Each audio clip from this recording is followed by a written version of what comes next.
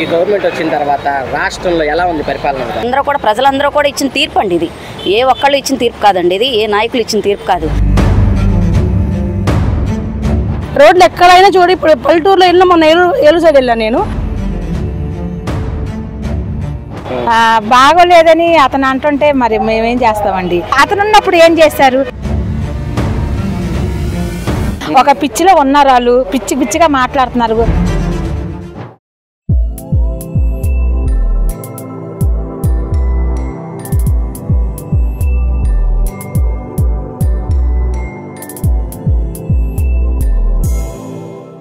కూటమి గవర్నమెంట్ వచ్చి ఇవాళకి సంవత్సరం అవుతుంది. ఈ గవర్నమెంట్ వచ్చిన తర్వాత రాష్ట్రంలో ఎలా ఉంది పరిపాలన?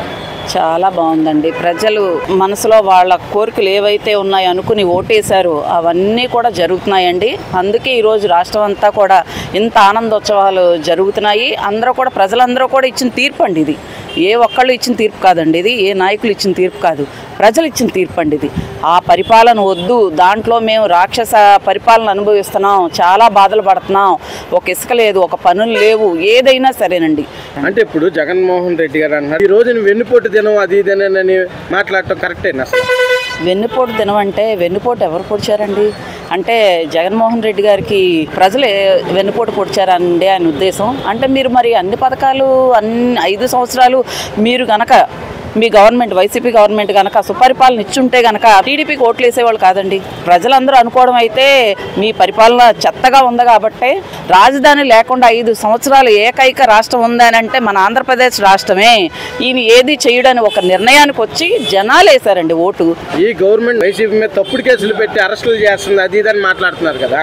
ఎవరినండి అరెస్ట్ చేసింది? గంజాయి బ్యాచ్ నండి. గంజాయి బ్యాచ్ని అరెస్ట్ చేశారని నువ్వు బాధపడుతున్నావా? మాజీ ముఖ్యమంత్రివేనా నువ్వు? అసలు వాళ్ళు వెళ్ళి పరామర్శించడం ఏంటండి? అసలు అలాంటి వాళ్ళంటే పరామర్శించేది సుధాకర్ గారండి, డాక్టర్, గవర్నమెంట్ ఎంప్లాయ్ అండి. ఆయన అడిగింది ఏంటంటే మాస్కుల గురించి. ఆయనకి ఆ ఇష్యూ వచ్చింది మాస్కుల గురించి అండి. అలాంటి ఆయన చనిపోయి చంపేశారు. ఆ గవర్నమెంట్లో చనిపోయినా చంపేసినా దిక్కుమొక్కు లేదండి. అలాంటి వాళ్ళని పరామర్శించిన వ్యక్తివి నువ్వు. ఈ రోజు గంజాయి బ్యాచ్ని పరామర్శించి నువ్వు అరెస్ట్ చేస్తున్నారు, కేసులు పెడుతున్నారు అంటే అసలు ఏం మాట్లాడుతున్నారో జగన్మోహన్ రెడ్డి గారికి ఏమన్నా కొంచెం తెలివి ఉండి మాట్లాడుతున్నారో లేదో మరి నాకైతే అర్థం కావట్లేదండి. ఎలా ఉంది పరిపాలన? చాలా బాగుందండి. అందుకనే కదా పండగ చేసుకుంటున్నాము. బాగోలేదని అతను అంటుంటే మరి మేమేం చేస్తామండి. ప్రభుత్వం చాలా మంచిగా చేస్తుంది.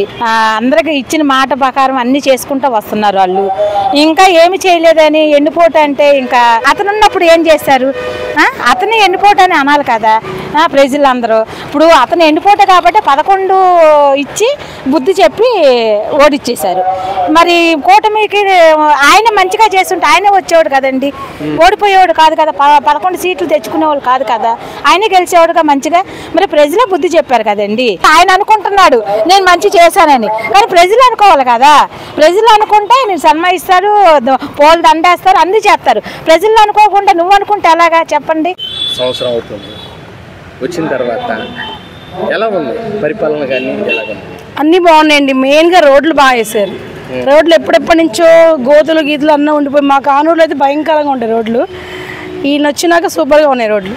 వర్షం పడిన 2వ రోజే ఆయన వచ్చేసి దగ్గరుండి చేయిస్తున్నారు.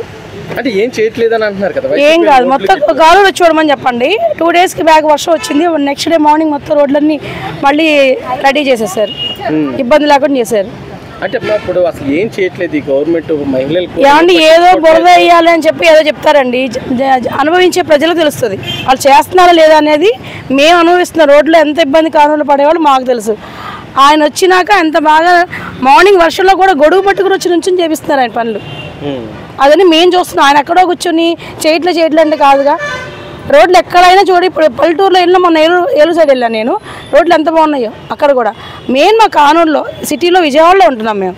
కానూరులో రోడ్లే వర్షం వస్తే భయపడేవాళ్ళు వెళ్ళడానికి. బళ్ళు పాడిపోయి పడిపోతావా గోతులు ఎక్కడ కూడా తెలియకుండా ఉండేది రోడ్డు. అంత అలాంటి రోడ్లు ఇవాళ ఆన్ ది స్పాట్ ఆయన వచ్చి నిలబడి చేయించేస్తున్నారు. ఇబ్బంది లేకుండా ఉంది మాకు.